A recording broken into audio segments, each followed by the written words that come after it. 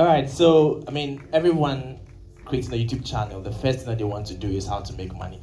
And on YouTube, you have to hit the 1,000 subscriber, you have to get the watch hour, a lot of things before AdSense can start paying you. And one of the key things that we've realized that YouTubers can do is how to collaborate with various businesses. Because that is very easy to do. You can walk into an office, tell them you have this amount of subscribers, and then probably you can have a conversation going.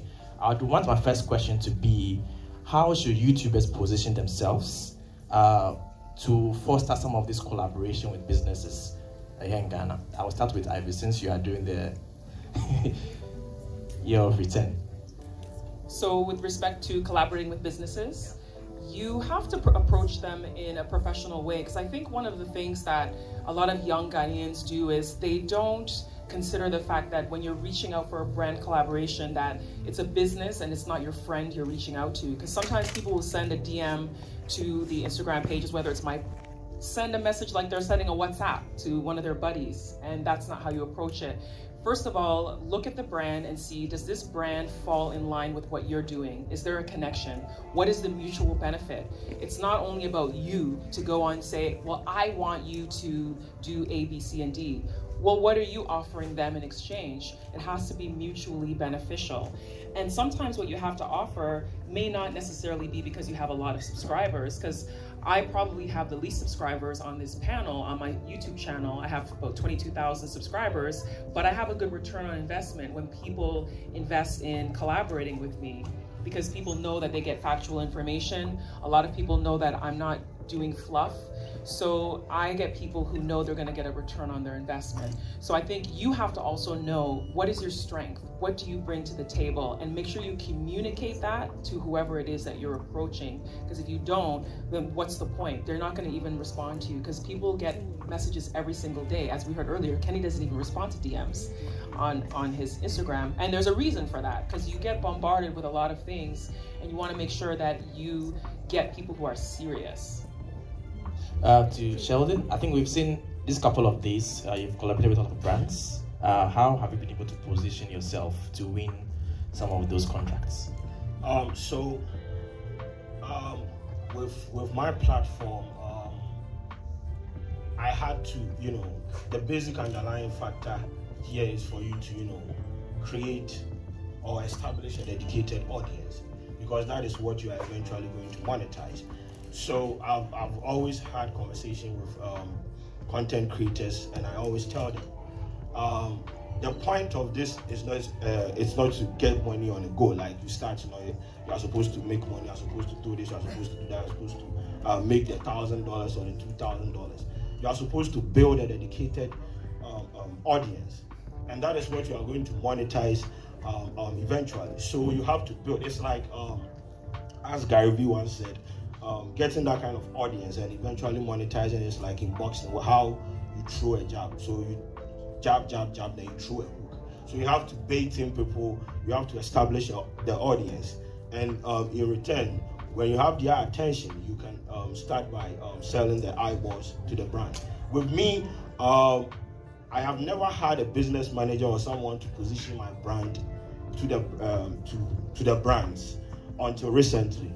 That I had to take things seriously, because there were brand deals coming in that were huge, and I wasn't going to, it wasn't just, oh, Charlie, come and do this for me. These are like multinational brands. So I had to bring in a business person to come and, talk to these people for me, try to let them know my interest, what I can do, my strength, what my platform is about, and what they can get from the platform. So when I started, I was just doing it. They would call me, oh, Sheldon, can you do this for me? And I'll do it. But as the numbers started to grow, we got to a point where we had to sit and talk to the brands. And it is very, very important, because if you don't do it that way, if you don't find someone who is going to represent your interest on the table, they are going to always take advantage of you. And I don't blame them. Most of these brands, they are looking out for their interest. So it is important that you get someone who is going to have that kind of conversation on your behalf. So that is what I have done. Right now, I have hired a business manager that is in charge of some of these things, because I can't just be doing all these things. But that is how I get to collaborate with some of the brands. Also, I have established relationships with some of them by working for them for free when I was coming up. So we built that kind of relationship. I know this might sound some way, but then I had to work for free for some of the brands to build relationship to a point where I was in their system.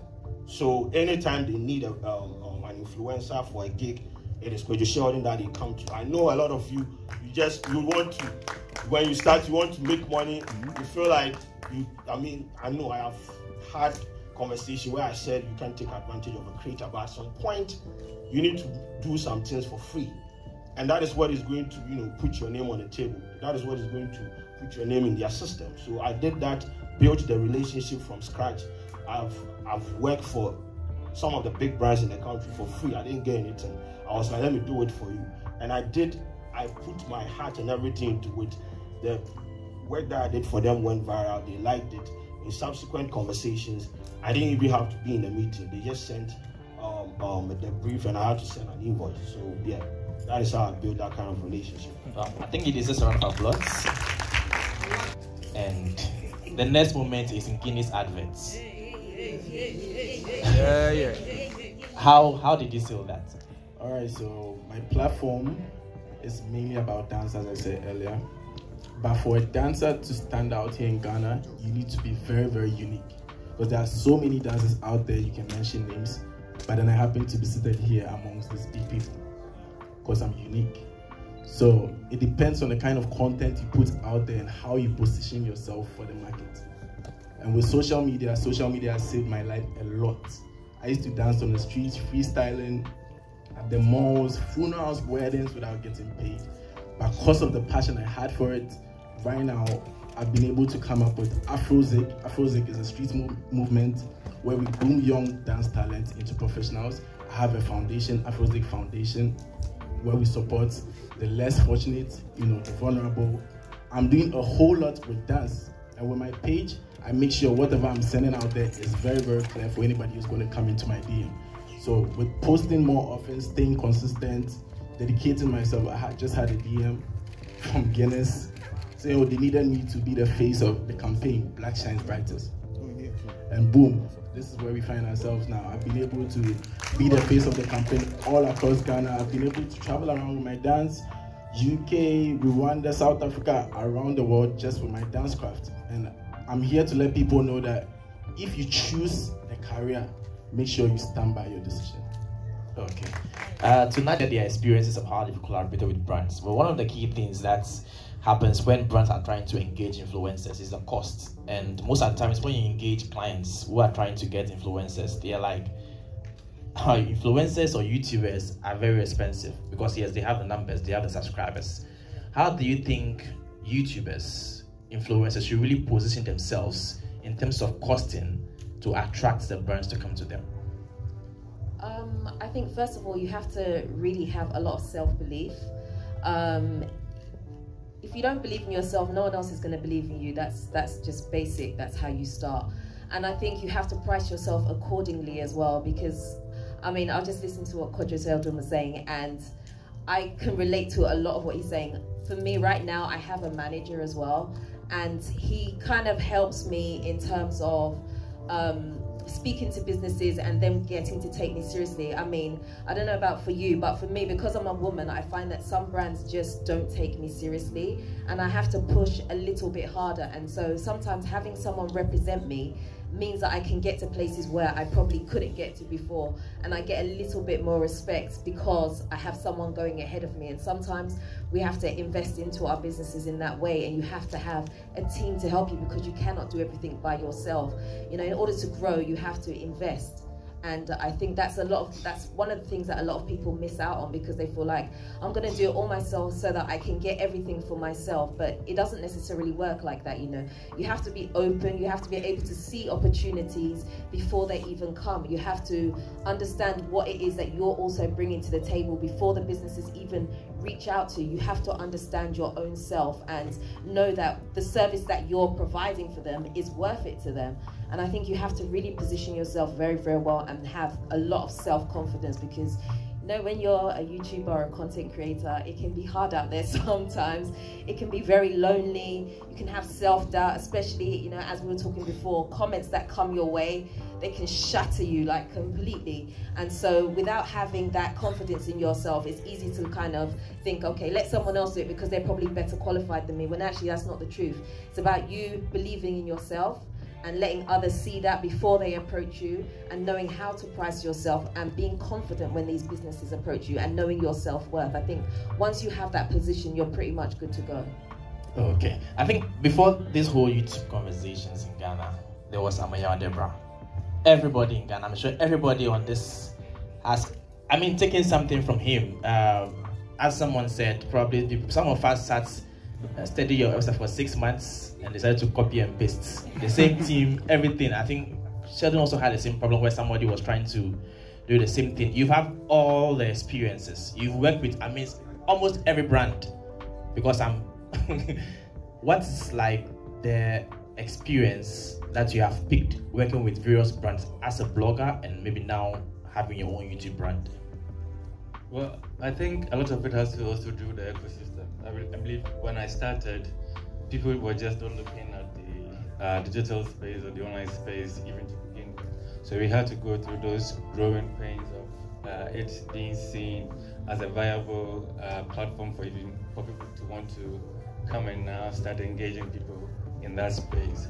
But thankfully, over the years, we've seen it improve quite a lot, and we still have a long way to go. For me, my strategy has been just do the work people will see and want to engage with you. I don't have anybody sort of leading in terms of managing or doing business development for me. My strategy has been work, make it accessible for those who want to get you to reach you, and it's been working so far. And when the opportunities come, I make sure that I give it my best so that the client is happy with what I'm doing, to want him to come back, or even want that person to go and try someone else. Because, like I said, the space was very new, and if somebody tried and they didn't get the result they wanted, I might not encourage them to want to even do a lot more of it. So over the years, that has been how personally I have been dealing with the brands. In YouTubers, what do you think should be the determining factor for YouTubers to at least put up a rate card? Like, how should it be built? So personally, because I work across platforms, I have different rates for different things. So at the end of the day, I look at giving value to the person, and I also look at what the person can afford. So if an artist requests for a rate card, what I give to the person is very different from what I'm going to give to a commercial entity. So I think it's important to always give value to the advertiser or the brand, and in doing so, you would know based on how you're measuring your performances, and you can even tell whether indeed your audience is even right for you to engage with them on that level. So I think look at the value you're giving them, and then you price that. I have packages where if you just want to be on Twitter, I'm doing this for Twitter. If you want me to put you across all platforms, then the value is going up, and you're obviously, if you are everywhere, the likelihood of you making an impact is bigger, and so then I will charge you higher across platforms. So be very personal, be very human, negotiate. Don't always take a stand like this is it I want, because most of the time you realize that it's not casting in stone what you're doing for them. So you can always sort of go down a little bit, but be human, negotiate, and give them that value. That's what I say. Okay, thank you.